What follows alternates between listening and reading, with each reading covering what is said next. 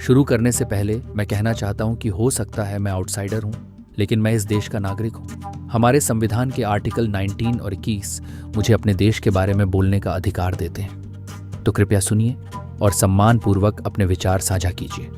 3 मई 2023 को मेइटेई और cookie communities के बीच एथनिक कॉन्फ्लिक्ट्स शुरू हुए। मई 2018 में शिलोंग में एक सिख महिला और एक खासी कैब ड्राइवर के बीच विवाद हुआ, जो बाद में खासी एथनिक आइडेंटिटी और शिलोंग सिख कॉलोनी पर सिख्स के दावों से जुड़े बड़े मुद्दे में बदल गया। कभी कभी गारो और खासी कम्युनिटीज के बीच भी इश्यूज होते हैं। सिक्किम में आप नेपाली और लेप्चा भूतिया कम्युनिटीज के बीच कॉन्फ्लिक्ट्स के बारे में सुनेंगे। त्रिपुरा में आप बंगाली, कोकबोरोक और अन्य ट्राइब्स के बीच कॉन्फ्लिक्ट्स पाएंगे। मिजोरम में मिजो और नॉन मिजो कम्युनिटीज़ के बीच पॉलिटिकल इश्यूज हैं, जिसमें चकमा ट्राइब्स के साथ कंट्रोवर्सीज भी शामिल हैं। नागालैंड के डिमापुर में कभी कभी मरवारीज के बिजनेसेस पर हावी होने से डिससेटिस्फैक्शन होता है। नागालैंड में खुद कई इंटरनल इश्यूज हैं, जैसे तंगखुल, अंगामी और कोन्याक नागा ट्राइब्स के बीच। कभी कभी यह नागास और नॉन नागास के बीच कॉन्फ्लिक्ट्स में बदल जाता है। असम में बोडो, ताइयाहोम, बंगाली, बिहारी और अन्य ट्राइब्स के बीच इश्यूज हैं। अरुणाचल प्रदेश में आप ट्राइबल क्लैशेस के बारे में कम सुनते हैं, लेकिन कभी कभी पॉलिटिकल नेम्स जैसे नीशी ट्राइब का जिक्र होता है।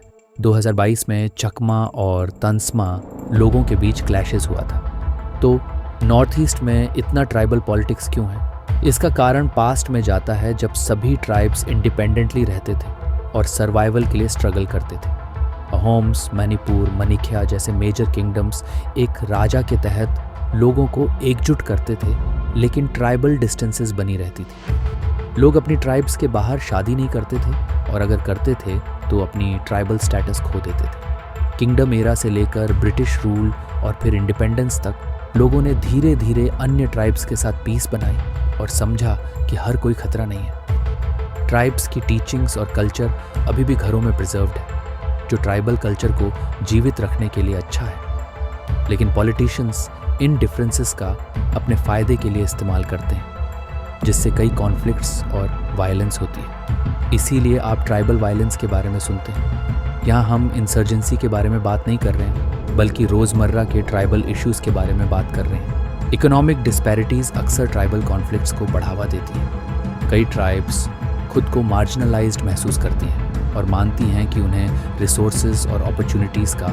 उचित हिस्सा नहीं मिलता। लैंड एक क्रिटिकल इशू है, क्योंकि कई ट्राइब्स मानते हैं कि उनकी एंसेस्ट्रल लैंड्स बाहरी लोगों द्वारा ली जा रही हैं। इससे आइडेंटिटी क्राइसिस और कॉन्फ्लिक्ट्स होते हैं। You know, I think that this whole creation of the fear, it's actually not created by the politicians. They make use of it. There's a new law that's coming up that children from women marrying outside, we will not have anything to do with Naga. But man who's married from outside, they have full rights to, everything that's a Naga would have. The stories of the outsiders are not given space neither by Godi media nor by the liberal media. You write mail to the liberal spaces, they will not even reply. The degree of how hospitable you are determines who is an insider and an outsider. But the moment this question of outsider comes, you suddenly become not hospitable, indeed hostile. Northeast, it looks nice and all, but it's no European. So an Assamese is as much an outsider in Mizoram as a Mizo is an outsider in Nagaland. Bharat के अन्य हिस्सों से migration ने demographic landscape को बदल दिया है, जिससे लोकल्स और माइग्रेंट्स के बीच टेंशन्स पैदा होता है। एजुकेशन ट्राइबल कॉन्फ्लिक्ट्स को कम करने में महत्वपूर्ण भूमिका निभा सकती है। अधिक इंक्लूसिव एजुकेशन पॉलिसीज़ विभिन्न कम्युनिटीज़ के बीच की खाई को पाटने में मदद कर सकती हैं। प्रिजर्विंग ट्राइबल कल्चर महत्वपूर्ण है।